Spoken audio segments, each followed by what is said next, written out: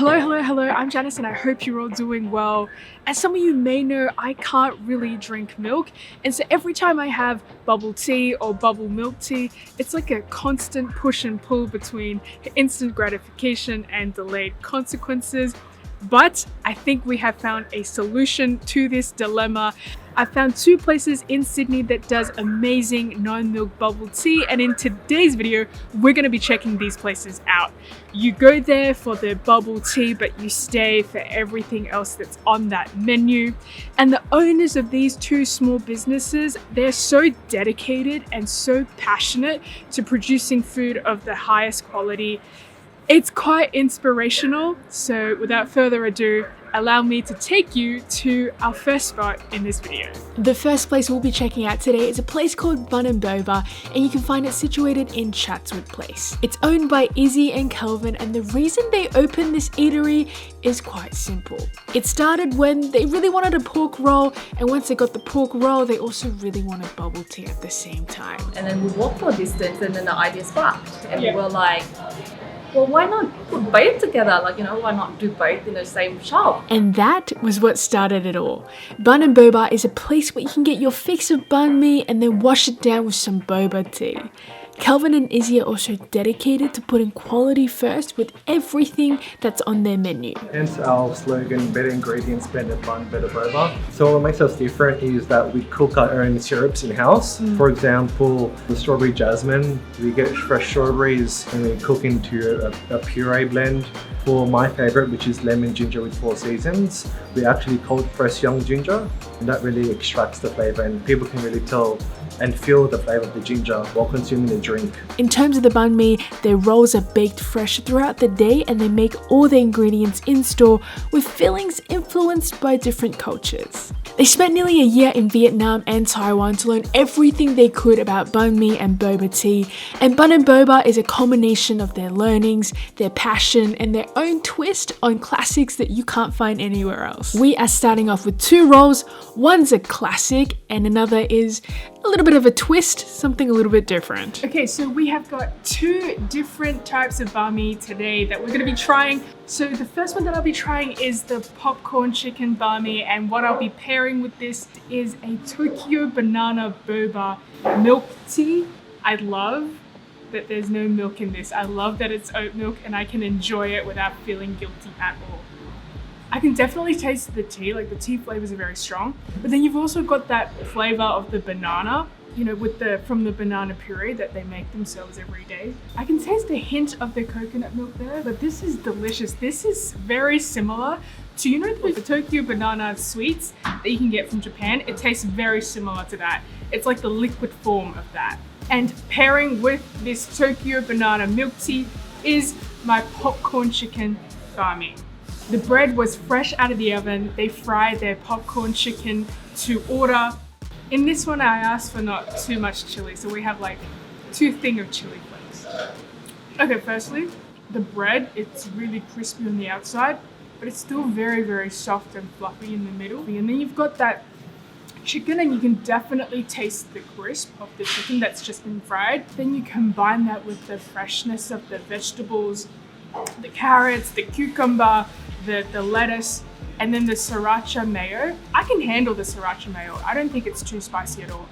I've never had a popcorn chicken banh mi before, but I appreciate this play on flavors, and I appreciate how crunchy it is on the outside, yet how tender and juicy it still is on the inside. And now we move on to the traditional pork roll. And everything in this bun is made in-house, from the char siu to the red and the white meatloaf to the meat sauce. The char siu looks so succulent as it was being pulled out of the tray. Okay, anyway, I'm just gonna stop talking and I'm just gonna eat it.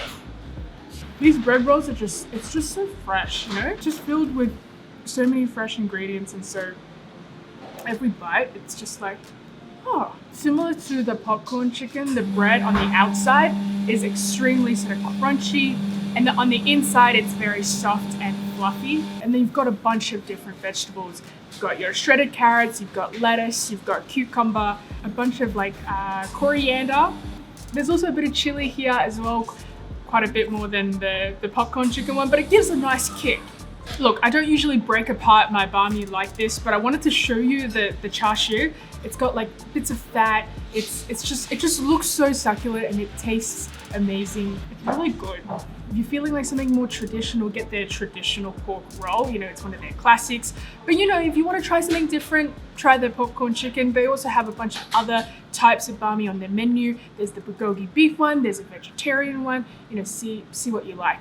But without further ado, we're gonna try even more drinks. So let's get right to it.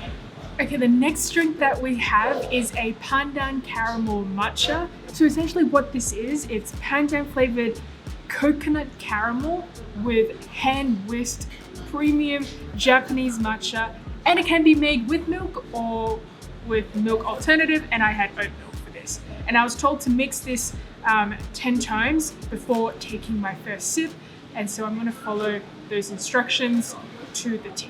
3, 4, 5, 6, 7, 8, 9, 10. So I was told that a lot of the items on their boba menu is inspired by desserts. So for example, the Tofu banana, and this one is also inspired by a Vietnamese dessert. And this one, the flavor of the pandan, I can really taste it. I think it's because I haven't like let the matcha sink through, so I can't really taste the matcha just yet. But if I pull the straw up, okay, I can taste the matcha. Like, I personally really enjoy matcha, so I'm kind of predisposed to like this anyway. And it's completely guilt-free because it's oat milk. So for this third drink, we have something called lemon ginger and 4-season tea. So this tea is a green tea, if I'm not mistaken, and we've also got this homemade jelly. So instead of boba, this time we have the homemade lemon konnyaku jelly with chia seeds on the inside. This one has no milk or milk alternatives. It's just a tea, ginger syrup, which they grate themselves and they cook themselves, and this homemade jelly as well. This is amazing. Like the ginger is so pronounced. It reminds me a little bit of like the ginger lemon honey tea that I used to have a lot, and it's like really nice for my throat. I know I said that the matcha one, the Pandan matcha one was my favorite, but then if I wanted something that wasn't as creamy and didn't have milk, I'd probably go for this. Like, this is a great summer refreshing drink. And last but definitely not least, we have the strawberry jasmine. So as you saw earlier, we saw them make the strawberry puree from scratch. And that's sort of the puree that they've added into this jasmine green tea. You can sort of see a bit of the puree just at the bottom of this drink, but you can definitely taste the strawberry in this drink.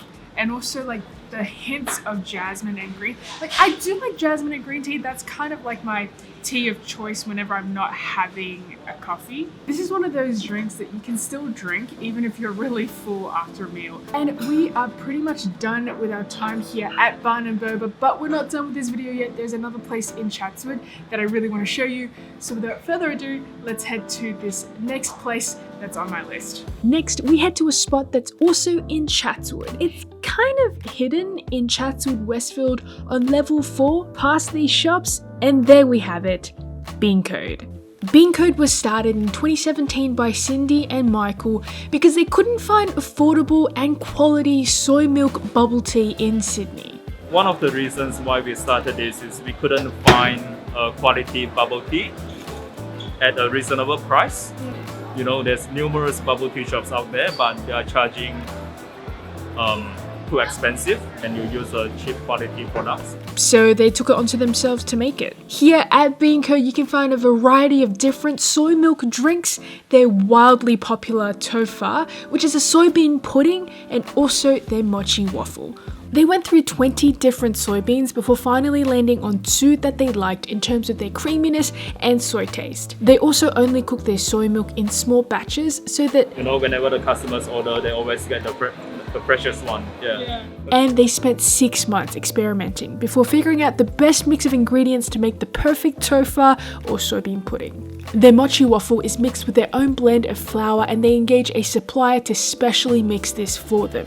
I ended up getting a sample of items from their menu, so here comes the tasting. So firstly, we've just got the plain organic soy milk, And we've also got 2 different types of soy milk bubble tea. And in addition to that, we've also got an original tofu pudding, which my friends have been telling me to try this place for the longest time because they know that I can't actually drink milk. And they're like, there is a soy milk bubble tea that is absolutely delicious. You have to give it a go and you have to feature it in a video. So this is me featuring Bean Code in a video. So the first thing that we're trying is just the organic soy milk. This is a hot organic soy milk.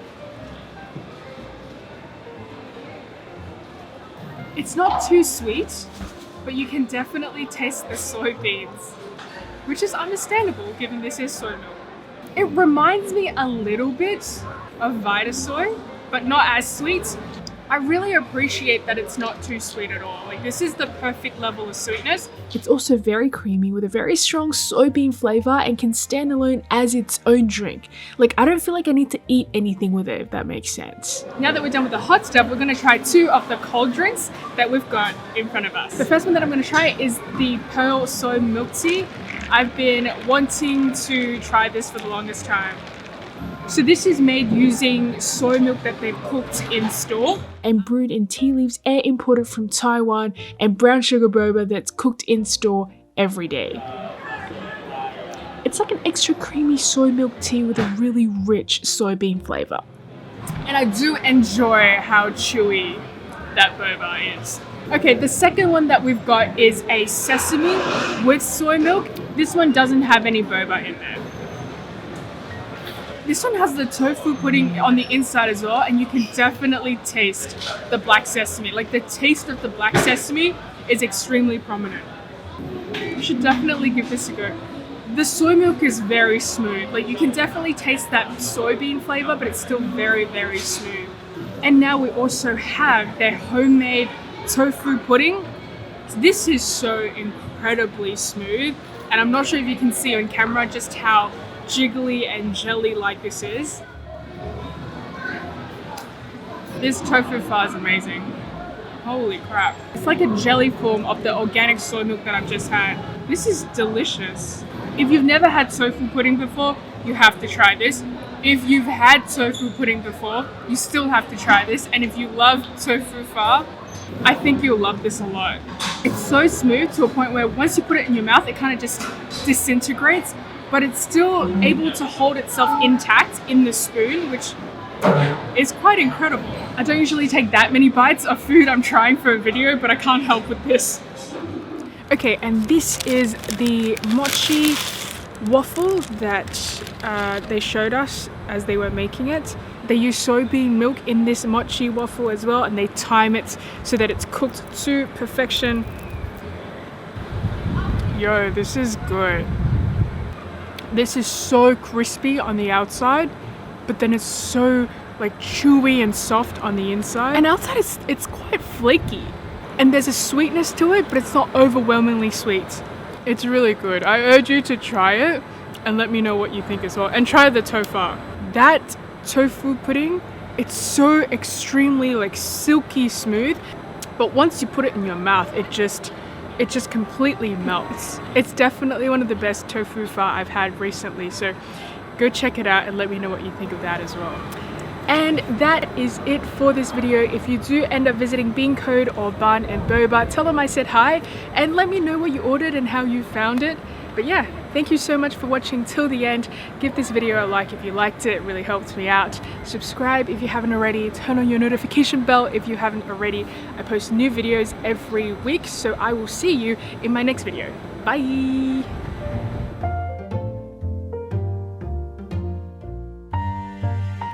I'm done with all my shoots and I'm sitting in my car finishing off all the leftovers, and this is the popcorn chicken banh mi that I had at Banh and Boba.